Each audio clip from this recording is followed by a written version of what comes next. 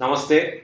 Before moving on to discuss the progress that India has made on the outside the gate competencies to make in India successful or manufacturing take off in India, I would spend some time on with respect to the feedback that I got from the clients in terms of what do I actually mean by competency building with respect to any nation or our our country now, and what is Atmanirbhar about. Anybody most of you have already understood in detail what do I mean when I say competencies or Atmanirbhartas can skip the first 20-22 minutes and then directly jump to the second part of the video where we have started in continuation of the previous video. So at least this is the feeling that I have, that people are going through the data, and also when they listen to me they feel, boss, what this guy is saying and the data is not matching. But what we have to recognize and realize is we should place our understanding on the first principles, and data should be one of the inputs. You should always build your thesis on the first principles, and data should be inputs to checking whether we are in the right direction. Because data will come after the event, right? I go to college, school, do my graduation, post grad, prove myself in the career, and then you will see the outcome of whether I will be successful or not. When I'm going to the school and college, if you say what you told you will make so big in life, you are not still making, and you are correct taking the data on that day that comes out, you will always think that things are not happening. So we should always separate these two things. There is an investment phase, there is an initial growth phase, and there is a high growth phase. So we should always be very cognizant of what the country is doing with respect to each reform. Some reforms pay off very early, like Digital India, Startup India. It didn't take so much time for us to see the results. Aadhaar, Jandan, bank account opening, then Paytm, all things came, and then COVID actually accelerated digital payments, and we could see a lot of progress that we made.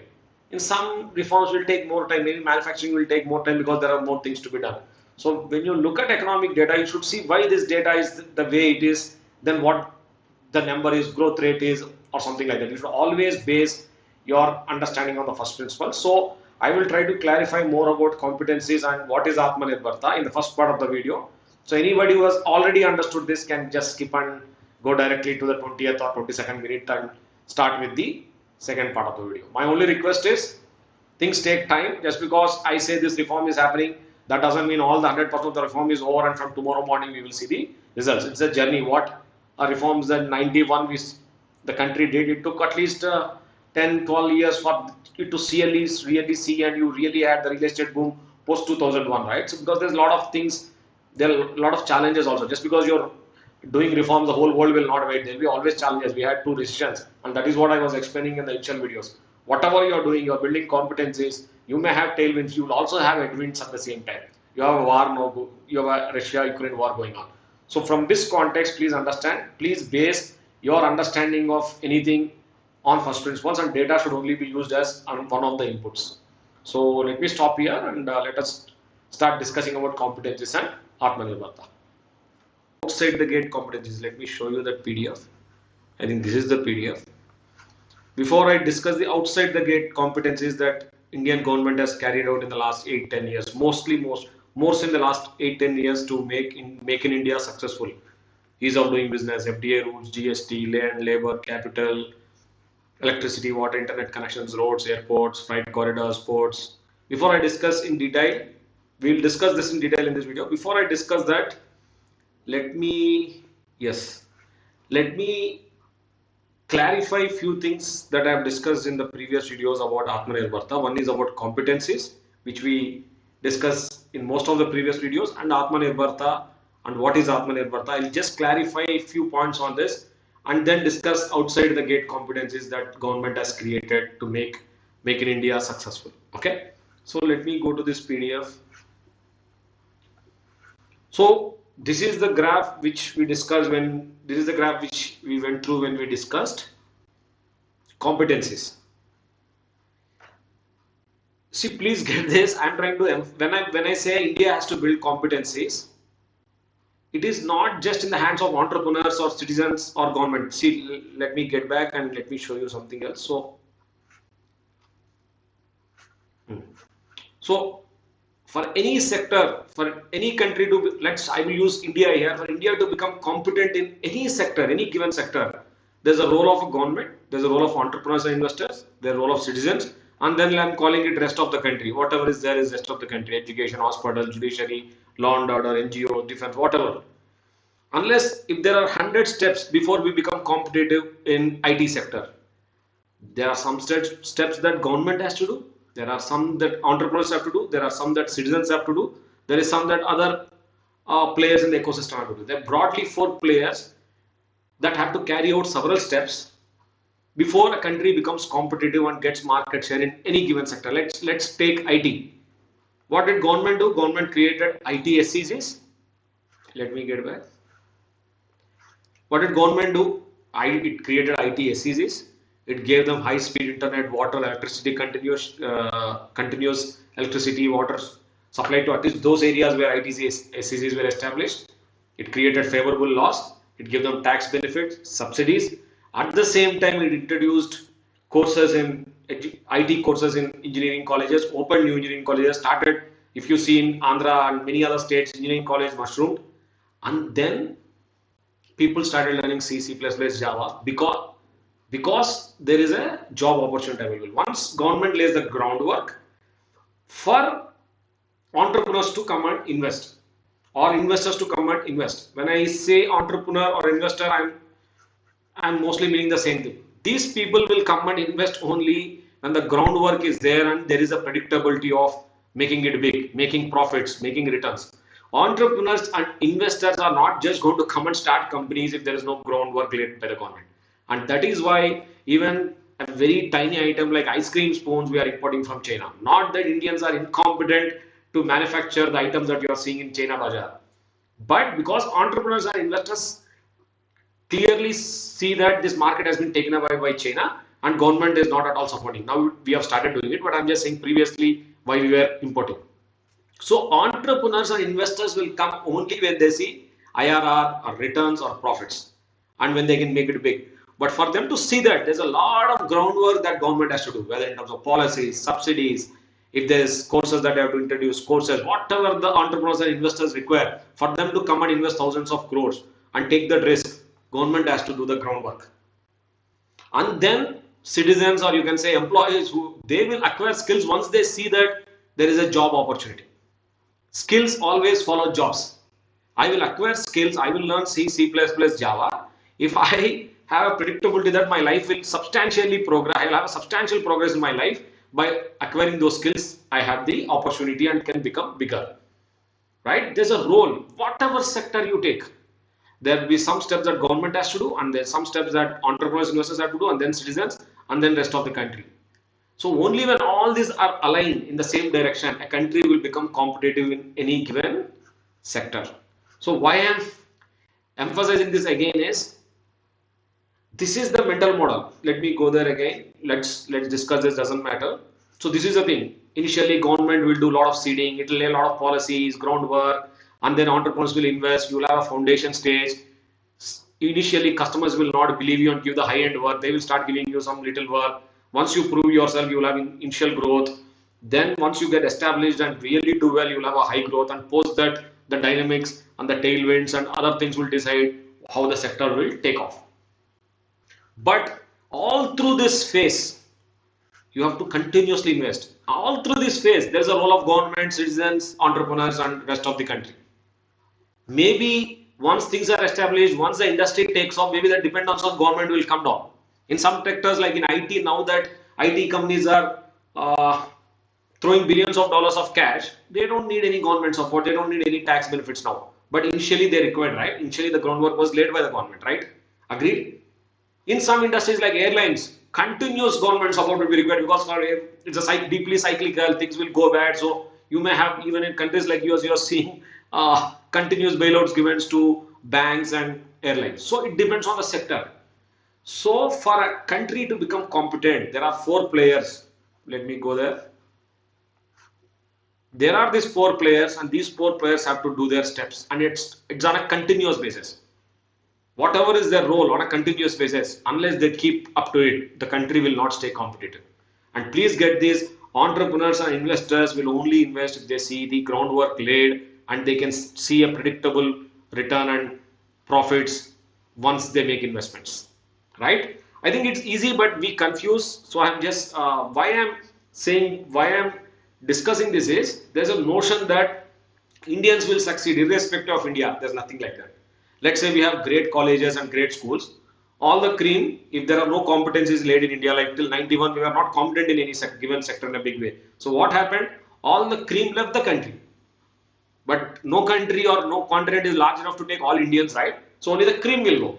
So this notion that Indians will do, no, Indians, there's nothing called individual doing anything. There's only government laying the foundation, entrepreneurs investing and creating opportunities for the citizens. For me to flourish and become rich as IT engineer staying in India, there has to be so much work done by the government and then by the entrepreneurs. Then I become an employee and become a millionaire or crorepati, right?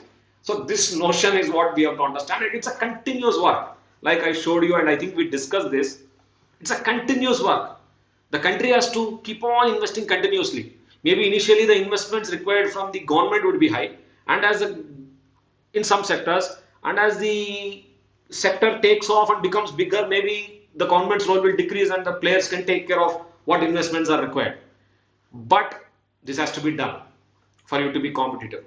When I say competitive, you have to have some market share in any given sector. If there are 5 mobile manufacturers, we should be one. When I say we are not, but if we want to be, right? So this is the first thing that I want to emphasize, that boss, you need to, there are these 4 players who have to do their role, who have to accomplish their role. That is why you saw Indians flourishing in India only after 91, when we laid solid foundation in pharma, manufacturing, we did a lot of WTO agreements, then chemical manufacturing, telecommunication, banking, because we opened up banking, and then we did it in IT services and BPO. Why didn't we do it in semiconductors? Why did we not do it in any other sector? Because we didn't lay the foundation. We didn't choose to create competencies there. So the first thing that I want to emphasize is nothing is free. We have to build, and all these 4 players have their role. If there are 100 steps required, we have to do 100. If it is 500 steps, we have to do to become competent and stay competitive on a continuous basis. Why I'm saying, I think I gave you the reason. But the Indians migrated to US and Europe because the foundation was already laid there, right? There's nothing great about the Indian. It is about the foundation that those countries have laid for these people to migrate and flourish there, right? So that is the first part that I want to emphasize, that to become competitive in any given sector, there are things that each player or the party has to do for any country, and that has to be done on a continuous basis, because other countries are also trying to become good and also grab market share in any given industry. The second part that I want to discuss before we move on to discussing what the current dispensation has done to make in India successful is Atmanirbhar. There is this confusion because I waited 1.5 months to do a next video because I wanted some feedback. One content-oriented feedback, apart from other feedbacks, is there are discussions around why should India do everything? Is it Atmanirbhar? Is it protectionism? Why should we not do manufacturing where we are not strong at? See, I will give you a simple logic, because we are all not economists, we are all not rulers of the world. I am not some omniscient guy who knows everything. So I will just lay down this logic. Let's see if it makes sense to you guys. There is a 2000 crore per capita. Currently we are. This is given, right? There's no argument. And there are, our average age is 25 or 28 or 30. Let's take 28, 27. And there are crores of graduates, semi-skilled, low-skilled. Whether they are graduates or not, their age is every day they age, right? So there are crores and crores of people who are aging, and they require, unless you provide them incomes, per capita won't grow, right? Agreed? So there is a 2000 crore per capita, and there is a young population for you whom you have to create jobs. And in this young population, not everybody is high skilled. Some are low skilled, some are no skilled, some are semi skilled, some are super skilled. So all kinds of people are there. So as a country, what should you do? What is the logic? It is the same logic applies to every country. Apply this to India also. India has to create jobs for all these people, and whichever sectors are required to create jobs, in those sectors you have to grab market share. If it is manufacturing and you are already not strong, become strong. If you don't require manufacturing without becoming good at manufacturing, just using services alone, you can create jobs for all these people from no skill to high skill, and then per capita can grow. Leave manufacturing. But that is a decision that country has to take. It's not just for this country. Any country's analysis is simple. Take the current per capita, look at the age, demographic profile, and see how do you make sure that this per capita keeps on growing, or at least if you're already very rich, like 80,000, 60,000 per capita, at least it doesn't fall because somebody else is trying to take away your jobs, right? Or your market share in industries. So this Atmanirbharta is about building competencies for this huge population of 60, 70 crore who will, for whom you have to create jobs and their incomes have to grow. Only if their incomes go, your per capita will go from 2,000 to 12,000. If you can do it without manufacturing, go ahead, was do it only in services. But if you think manufacturing is required and we are 16% of the population, what is our, how much manufacturing goods do we consume? Should we have our share of manufacturing? Can we have? If I can take steps from 1 to 100 and become competitive, should I not do? If it gives me permanent market share in a long-term basis and I can take this large part or some part of this population and create the income for them in the next 20, 30 years. So much labor is there. Can we not create competencies and in labor-intensive industries? Why did we leave textiles to Bangladesh? Because we didn't create the ecosystem, right? Agreed? So this argument I want to once for all make it, I am not telling you should do manufacturing, who am I? But what, don't listen to anybody, no economist, nobody, you just think for yourself, boss. There is a per capita, there is a demography. What all should this country do so that this per capita will grow? If you are a poor guy, you have to grow. If you are a rich guy, you have to maintain and grow at least at small pace. What all you should do? Depending on the size of your population, demographic profile of your population and your current per capita. India is at a junction where if you don't create jobs, this will be our demographic dividend will convert into a demographic disaster. And please do not put the blame on the demography. It is about the ecosystem. Small percentage of people are always dumb. Small percentage of the people are super genius. Large percentage of the people are just following the trend. If you give them the predictability, if you create the ecosystem that if they work hard, their lives will substantially change. They will acquire skills. Please get this. Skills follows opportunities. We were all not sitting and becoming learning computers and suddenly world found us. No, right? First the jobs came, government laid the foundation, then jobs came, then we learned C, C++, Java. Right? Can we agree on this?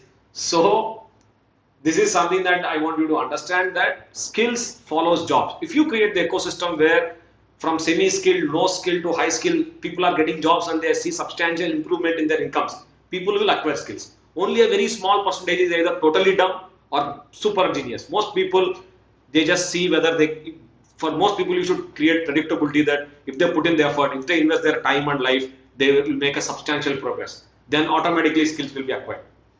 There's no job, not so many jobs are there that it just cannot be done by people, right? So please get these two things. One is you have to create competency, how to create competency. To create competency, what steps have to be done by government, entrepreneurs, citizens and the rest of the country. And then what is Atmanirbharta? Atmanirbharta is about creating market share and capability. First, acquiring capabilities so that we will get market share, thereby create jobs so that incomes can grow in as many sectors are required for the current population because we are a young population and we have to engage these people for the next 30, 40 years.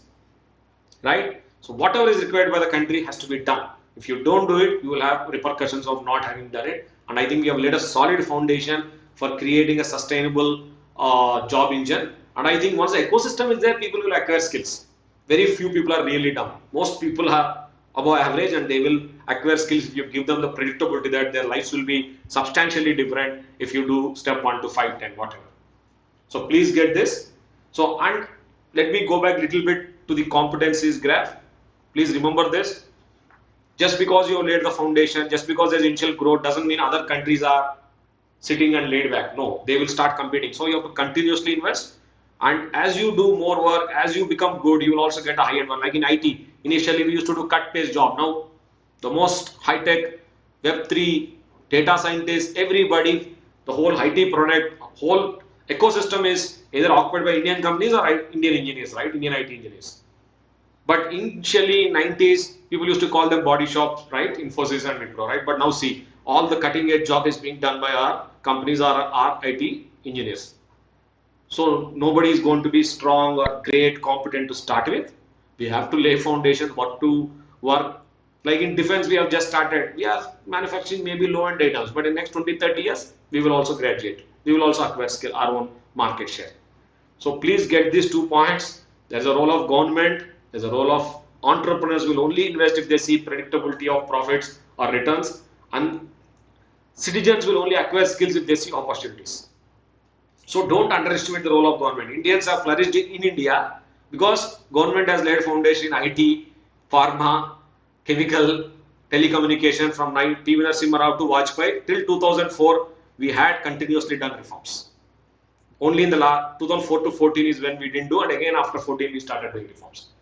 Okay, so please don't underestimate the role of government, especially if in a low-income country like us.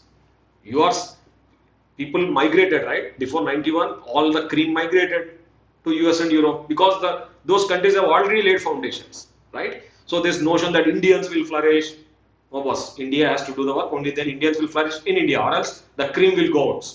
What will happen to others? There's no country in the world that can, or continent which can take all the people, right? So if you just build this stupid notion that I'll build good schools, everything is taken care of, no.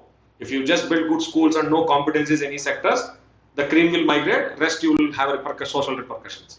So please, these two things have to be understood. This is nothing, this is not even an opinion. It's so, I think it is so commonsensical and straightforward. Please get these two things, that every country has to work towards creating competencies as per their demographic profile and their current per capita. So let me stop here about these two things. If you have any doubts, please call me. But let me discuss about what are the steps that this current government has done to make Make in India successful or manufacturing successful, and why we think the outside the gate competencies. Let me go there. The outside the gate competencies, what we have done, and then in the next video I will discuss in which sectors of the manufacturing that we are very positive about, and why we see tailwinds for those sectors. Okay, let me stop here and continue with the outside the gate competencies. Okay, let us get back to the continuation of the previous video, where we have to discuss about the outside the gate competencies, that what progress India made. Okay, let me show you so that you will better get it. Let me go there. Yeah, see, we discussed this, that for manufacturing to take off or Make in India to take off, there are things that entrepreneurs can do inside the factory, but there are things that government or the India as a country has to do, which are mostly outside the factory. Ease of doing business, GST, corporate taxes which are competitive, land labor reforms, equity and debt markets reforms, cost of capital management, electricity, water, roads, ports. These are not things that individuals or any companies can do. This is something that a government or the country has to do.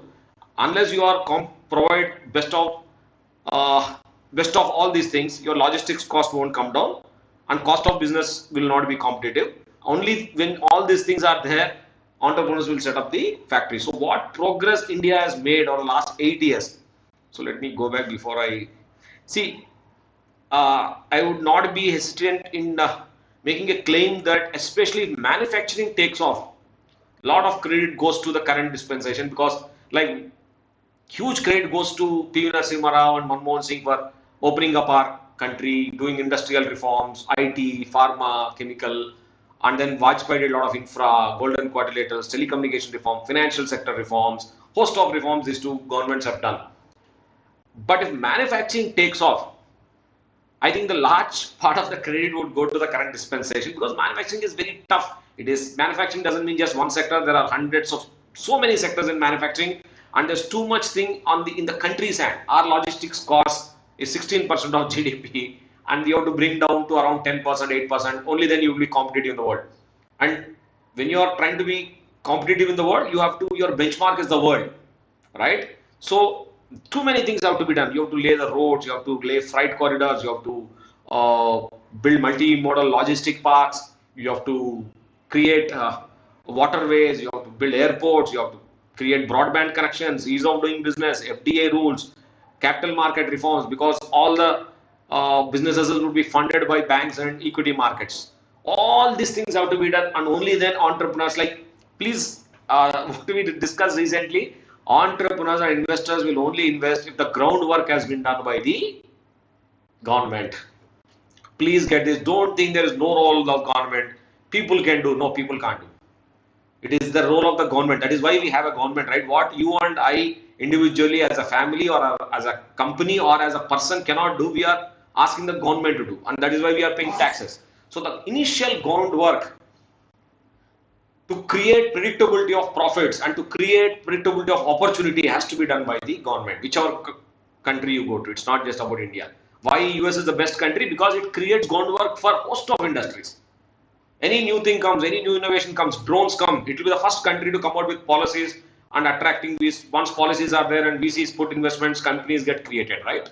So please get this mental model that if a country has to become competitive, like we discussed in the first part of this video, there's a lot of groundwork that government has to do. I would put, if Make in India takes off, I will give a large part of the credit to the current dispensation Modi government, because I'll just show you one Twitter, something that I saw on Twitter, I think makes a lot of sense.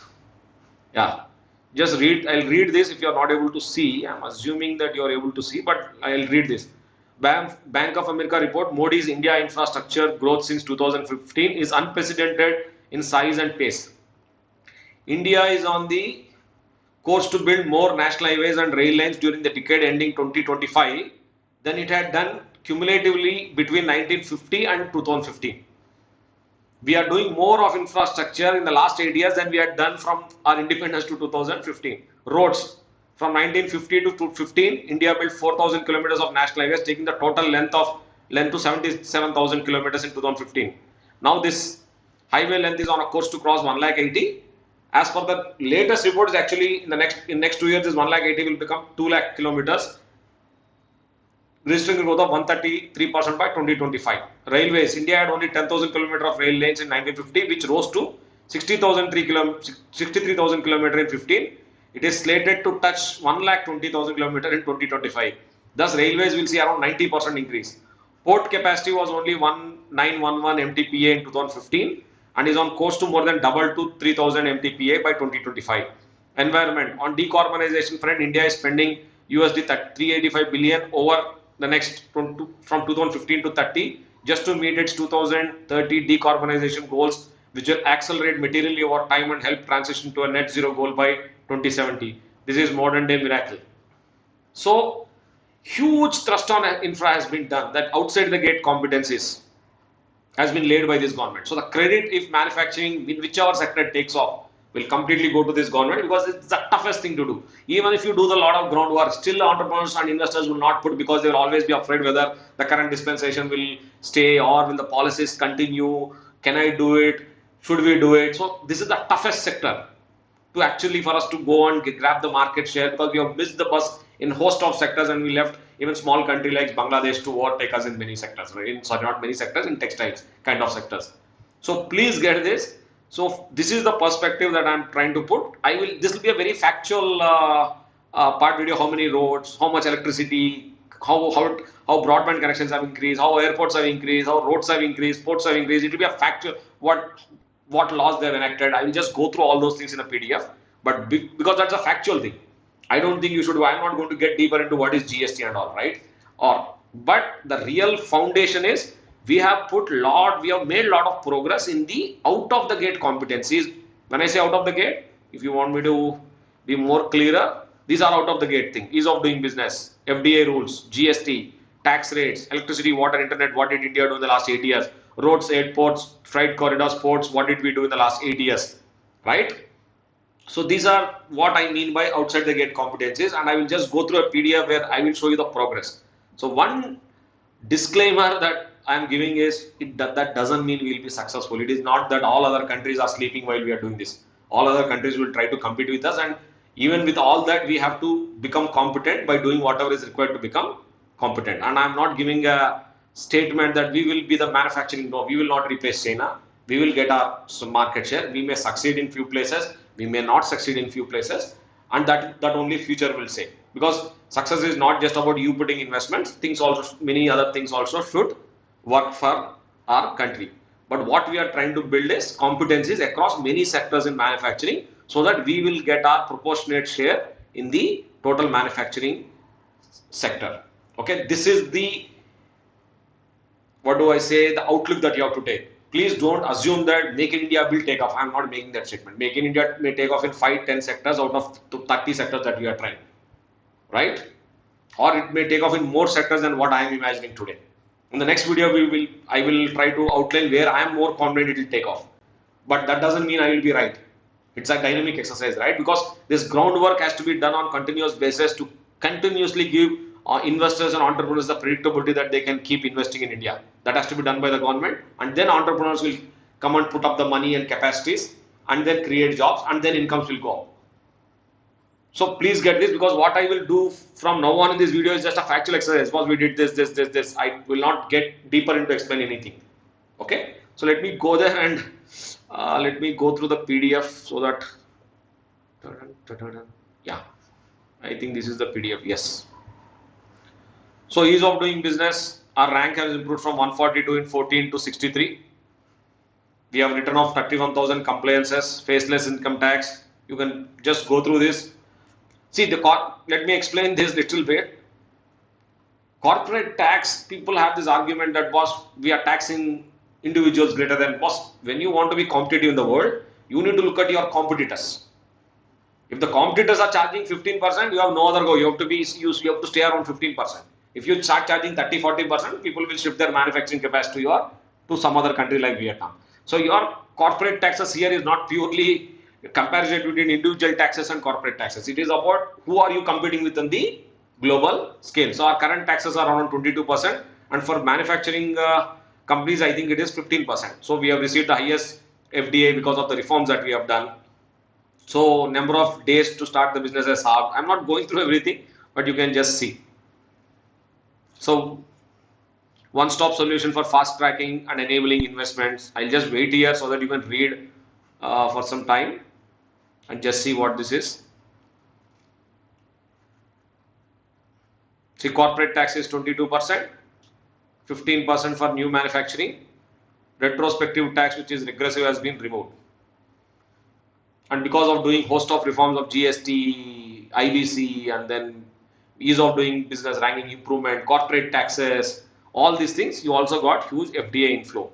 And I think which will continue. We will be one of the highest recipients of FDI for a foreseeable future, because we are one of the few places where people can invest large money with growth. Okay. Compliances written off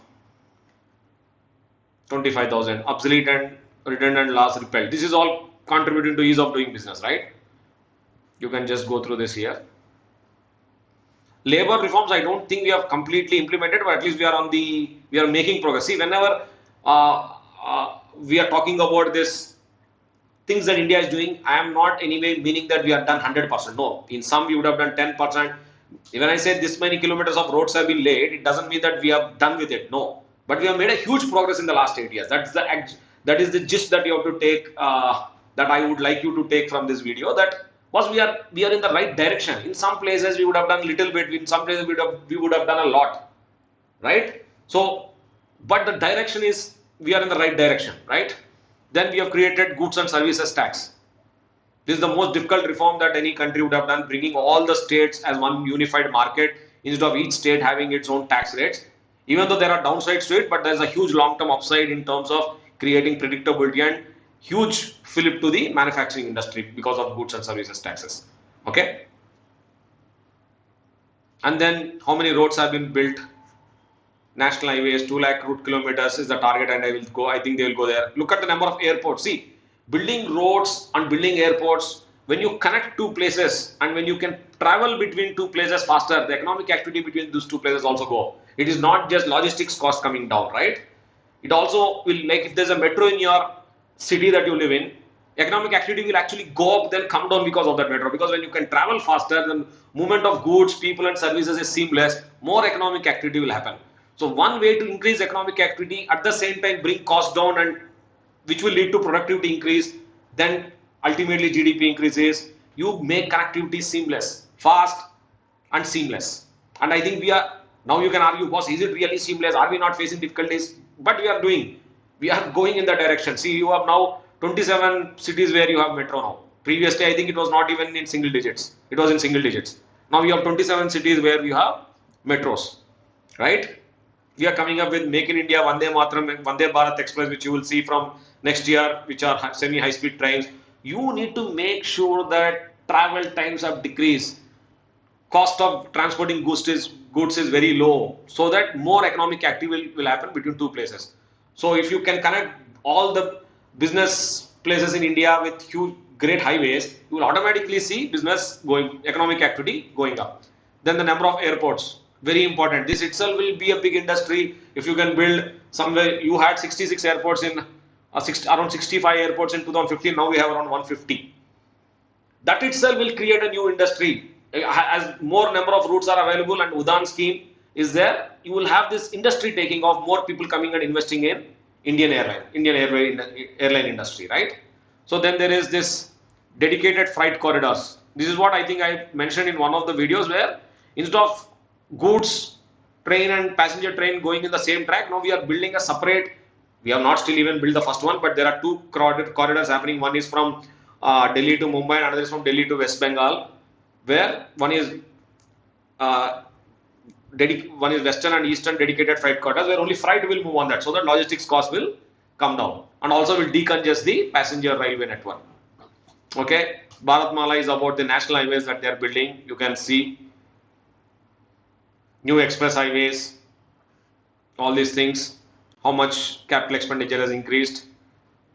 Sagar Mala is about ports, 112 port capacity expansion project identified, adding 780 million ton per annum capacity to major ports in 20 years. 6 new ports identified, huge leap in cargo handling. See, if you want to be an export destination, you need to have really world-class ports, both in terms of capacity and also in terms of serviceability, right? And not just capacity, also service. You need to have the world-class ports, or else you can't become an export destination, right? Then 15 multimodal logistics parks, so that logistics costs will come down. Waterways, because when you transport goods by water, this is what I heard Nitin Gadkari saying. Now I can't vouch for it.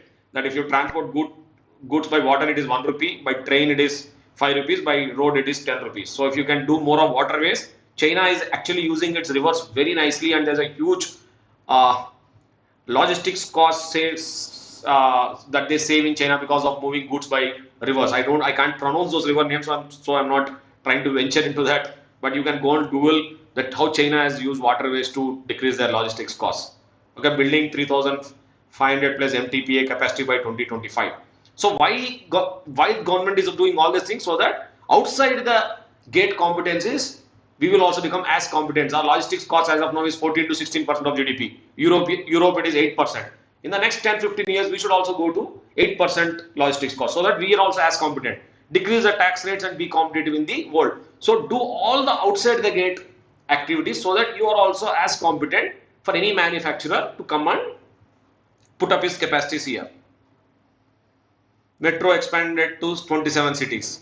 Udan, this is what I was saying, that there's a Udan scheme which is uh, incentivizing flights to go to tier 2 cities, so that connectivity, number of routes increase, so that investment will increase, and the whole sector will get huge fillip, and it's a huge employment generating sector. Then there's huge reforms happening. Mining reforms have happened. They've simplified mining laws. So you can just see this. I will just not get into details of it. Then net connection. Now internet it's like electricity and water. You cannot have a nation where each nook and corner should have water, electricity and internet. Now these three are must. We have our broadband connection has increased by 3-4 times, if you see, in the last 3 times in the last 80 years. Okay, just see this BharatNet. I'm not getting deeper, but look at the progress that we have made.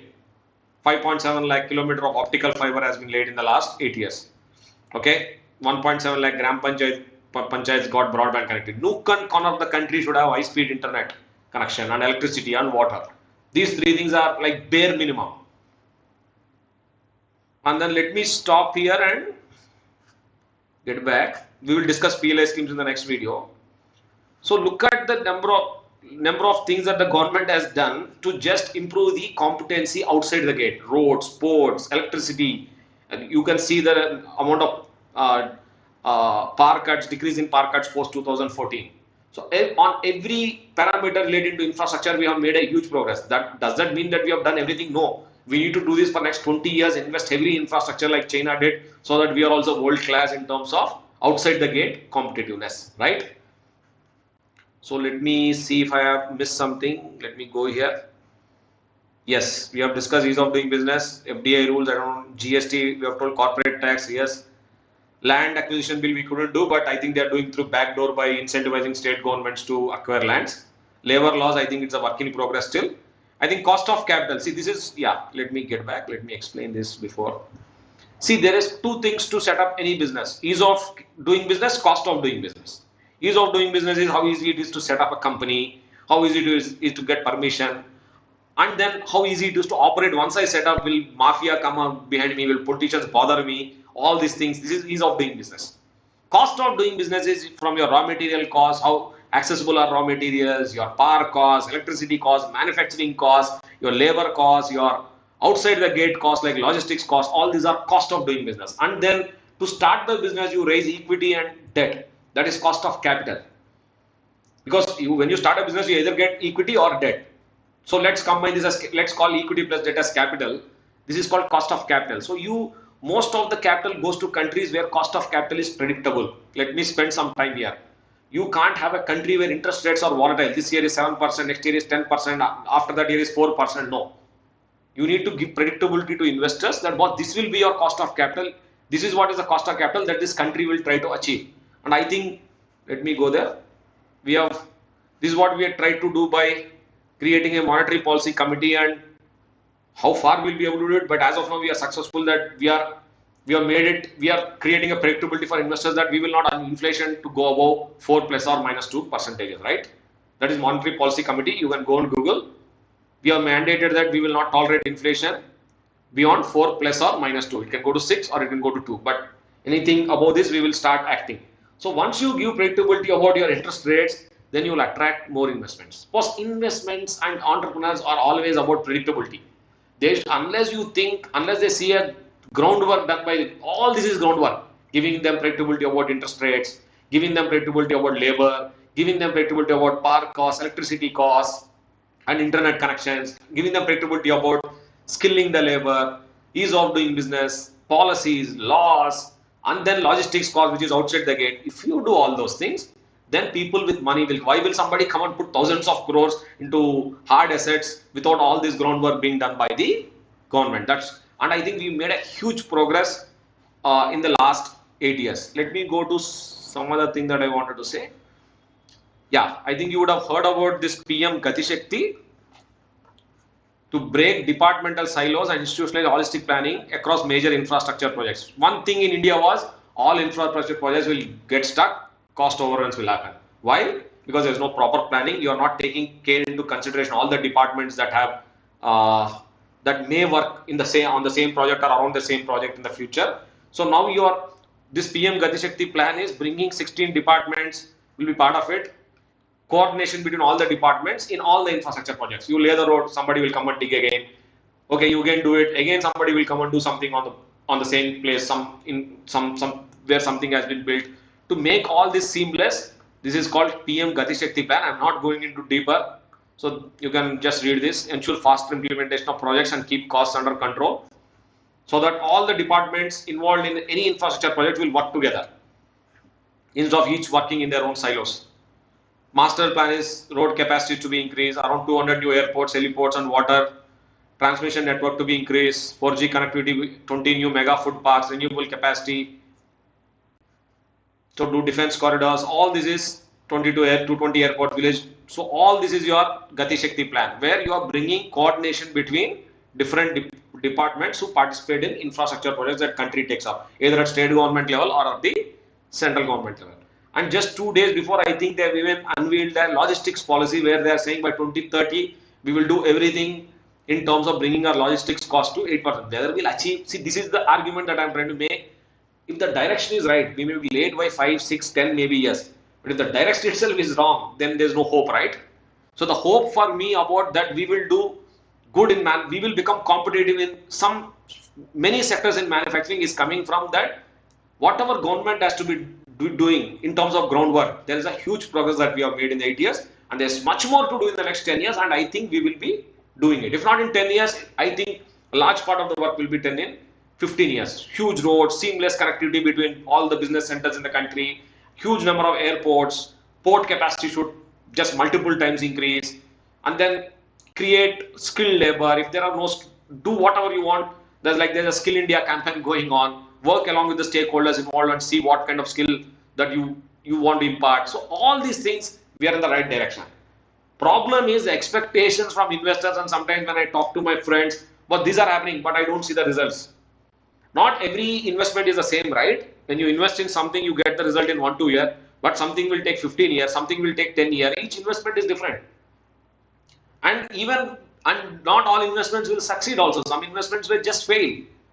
In the next video, I'll explain about PLI scheme, where they are trying to subsidize and handhold the initial growth of and create scale, help people to achieve scale in some industries. We may fail in few industries. I'm not saying PLI will succeed in across all the sectors that government is trying to help, but definitely in few sectors we will succeed. In few we will fail, but that is the approach that we should have as a nation, right? That we have to become competitive.